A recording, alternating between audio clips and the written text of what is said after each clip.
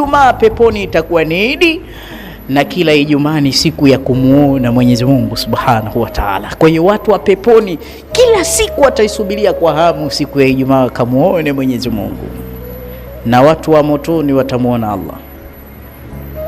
Lakini usiombe ukamuona Allah motoni, waliyadhu billah. Kwanza ukiita Allah, ile kuita tu Allah, ile sauti yako inatoka sauti ya mbwa na nguruwe. Allah atajibu, ile sauti inaangamiza afadhali ya Jahannam. Na akikudhihirikia umuone, ile maono yake yanakera akili kuliko huo moto mara 70. Huyu ni Allah Jalla Jalal, huyu ni Allah wa Islamu.